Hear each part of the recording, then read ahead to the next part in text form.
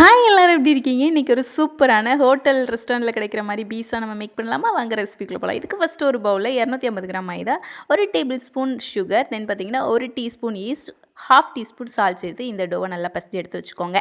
இது ஒரு 40 மினிட்ஸ் நீங்கள் ஊற வச்சுக்கோங்க. தென் பார்த்திங்கன்னா ஒரு கடாயில் 1 டேபிள் ஸ்பூன் ஆயில், தென் பார்த்திங்கன்னா ஒரு 15 பூண்டு சின்னதாக நான் கட் பண்ணி வச்சுருக்கேன், அதை இதில் ஆட் பண்ணிக்கோங்க. இந்த பூண்டு நல்லா ஃப்ரை ஆனதுக்கப்புறம் ஒரு மீடியம் சைஸ் வெங்காயத்தை ஆட் பண்ணிக்கோங்க.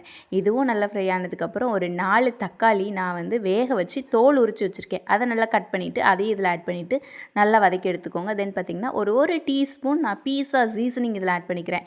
இது ஒரு நல்ல ஒரு ஃப்ளேவர் கொடுக்கும். இதை ஆட் பண்ணிவிட்டு இதையும் ஒரு 2 மினிட்ஸ் நீங்கள் சாட்டே பண்ணிக்கோங்க. தென் நம்ம ஊற வச்ச மாவை ஒரு டைம் எடுத்து பிசைஞ்சிட்டு ஒரு சப்பாத்தி கட்டையை வச்சு ரவுண்டாக திரட்டி எடுத்துக்கோங்க. திரட்டி எடுத்துகிட்டு ஒரு பீஸா பிளேட்டுக்கு நீங்கள் மாற்றிக்கோங்க. நீங்கள் நார்மலான பிளேட்டில் கூட நீங்கள் பேக் பண்ணி எடுக்கலாம். இப்போ நம்ம வதக்கி எடுத்து வச்சுருக்கிற தக்காளியை நல்லா பேஸ்ட் பண்ணி எடுத்து வச்சுக்கோங்க. தென் பார்த்திங்கன்னா நான் இன்றைக்கி டாப்பிங்ஸ்க்கு சிக்கன், ஆனியன், கேப்சிகம், டொமேட்டோ, தென் பார்த்திங்கன்னா நம்ம அரைச்சி எடுத்து வச்சுருக்கிற அந்த பேஸ்ட், பீஸா சீசனிங், தென் பார்த்திங்கன்னா சீஸ், பீஸா சீஸ்னே கடைகள் கிடைக்கும். இதில் மாஸ்ரல்லா சீஸ், தென் பார்த்திங்கன்னா செடார் சீஸ், எல்லாமே மிக்சிங்காக இருக்கும். இது டேஸ்ட் வைஸ் ரொம்ப நல்லாயிருக்கும். இதை நீங்கள் ட்ரை பண்ணி பாருங்கள். டேஸ்ட் உண்மையாகவே வேறு லெவலில் இருக்கும்.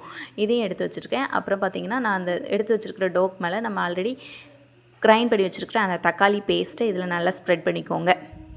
இந்த சாஸ் அப்ளை பண்ணதுக்கப்புறம் நம்ம ஆல்ரெடி துருவி எடுத்து வச்சுருக்கிற சீஸையும் இதில் ஆட் பண்ணிக்கிறேன். நீங்கள் தாராளமாக சீஸ் ஆட் பண்ணிக்கோங்க. இது பேக் ஆகி வரும்போது இந்த சீஸ் நல்லா மெல்ட் ஆகி நம்மளோட பீஸா நல்லா சீஸியாக சூப்பராக இருக்கும். இந்த சீஸ் ஆட் பண்ணதுக்கப்புறம் இதுக்கு மேலே பீஸா சீசனிங் ஆட் பண்ணிக்கிறேன். நீங்கள் பீஸா சீசனிங் கடைகளில் ரெடிமேடாகவே கிடைக்கும். இதில் இட்டாலியன் ஹெர்ப்ஸ் மிக்சிங்காக இருக்கும். இதையும் போட்டதுக்கப்புறம் நான் இன்றைக்கி எடுத்து வச்சுருக்கிற டாப்பிங்ஸ் சிக்கன், கேப்சிகம், ஆனியன், தென் பார்த்திங்கன்னா டொமேட்டோ, அதையும் இதில் ஆட் பண்ணிக்கிறேன். நீங்கள் உங்களுக்கு என்ன டாப்பிங்ஸ் வேணாலும் இதில் ஆட் பண்ணிக்கலாம்.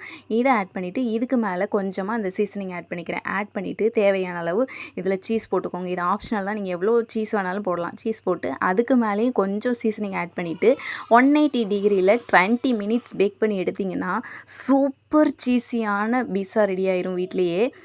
இந்த பீஸா பேக் ஆகிட்டு இருக்கும்போதே வீட்டுக்குள்ளே நல்ல ஒரு அரோமேட்டிக்கான ஸ்மெல்லு செம்ம சூப்பராக இருந்தது.